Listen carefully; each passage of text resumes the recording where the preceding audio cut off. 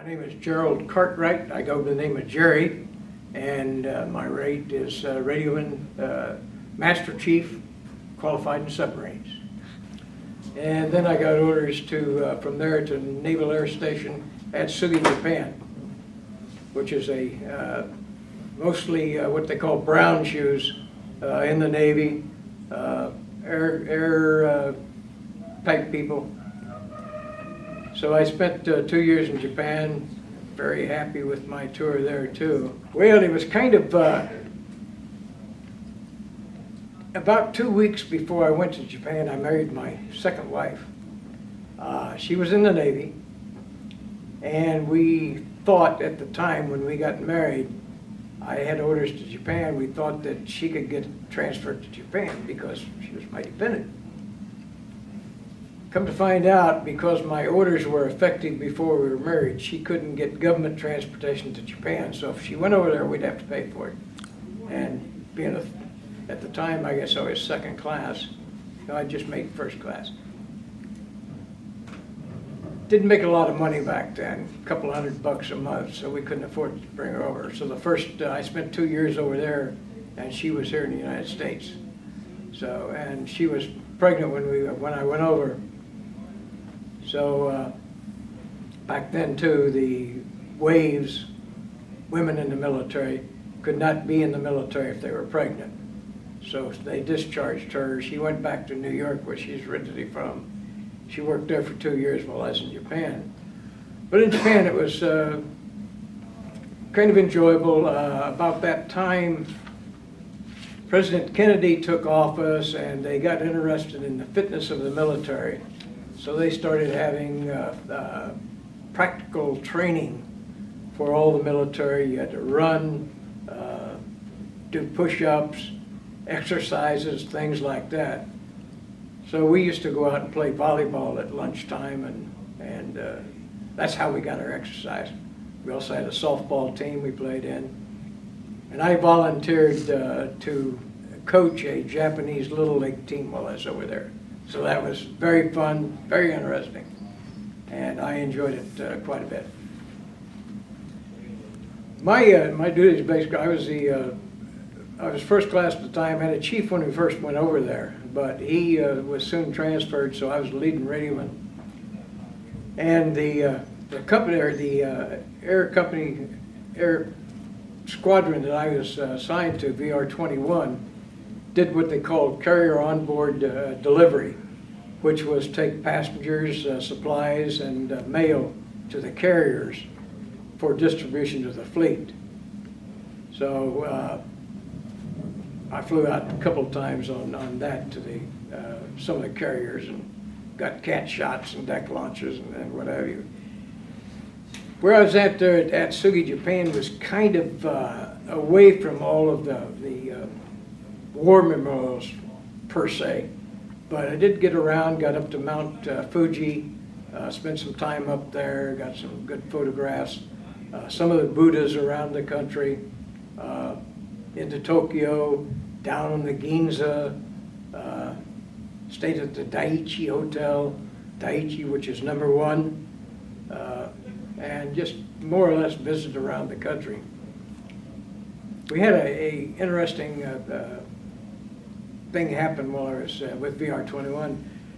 We all our aircraft carriers and the fleet was being overflown by Russian Bear aircraft at the time, which were harassing, taking pictures, and what have you. And they tried to find out, well, how did the Russians know where we were at? And of course, it boiled down to communications, radar signatures, and things like that.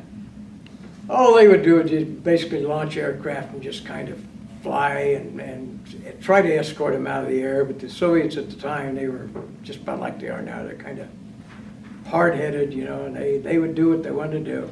I've got a good friend that took a picture of the tail gunner on a Bear aircraft as they flew over one of the aircraft, or one of the air carriers. He was a photographer. So we got a picture of the tail gunner in the aircraft giving us the bird. So at one time they decided for the fleet would go silent. No radar emissions, no communications emissions. So they were just going around in what they called MCON, electronic magnetic controls. So our commanding officer, one of the carriers, was in dire need of some sort of equipment.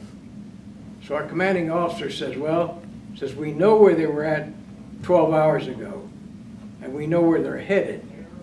So we'll go ahead and load up and we'll fly out there blind and see if we can find them. The TF-1 Trader, the COD aircraft, had a maximum range of about 12 hours.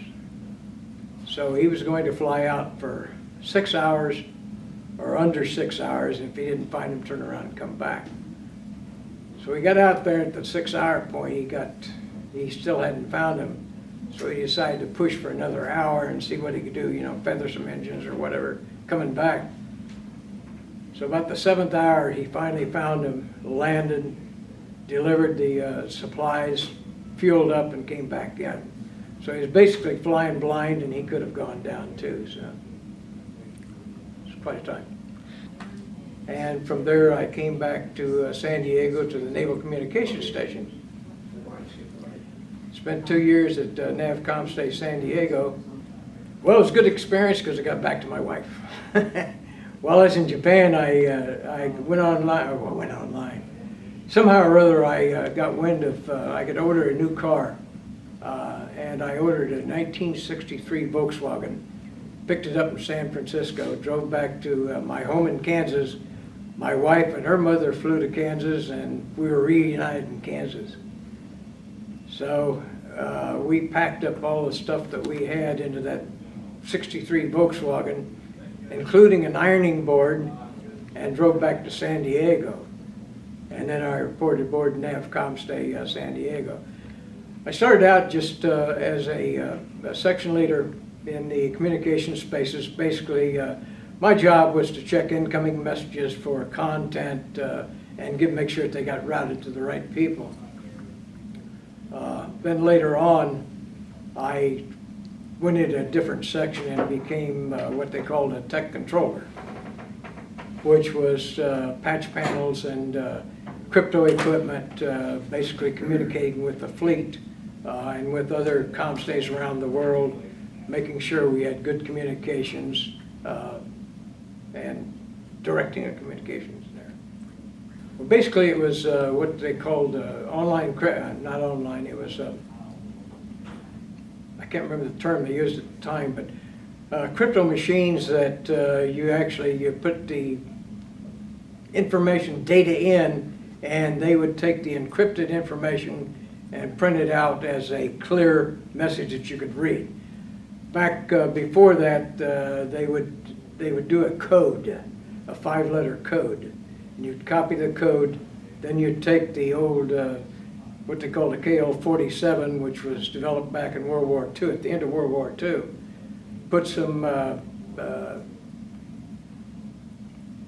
reels into it, set them up, put it into a machine, and put this 5-letter code in manually, and it would come out on a little piece of tape with a clear message. But they had just developed these new machines that could do it automatically. So that was my first introduction to that. And they also had a new class of crypto machine called a KW-26 that it did basically the same thing, but it printed out on a teletype. You put it into a teletype on one end and it printed out on a teletype on the other end. But the signal itself going through the air was scrambled.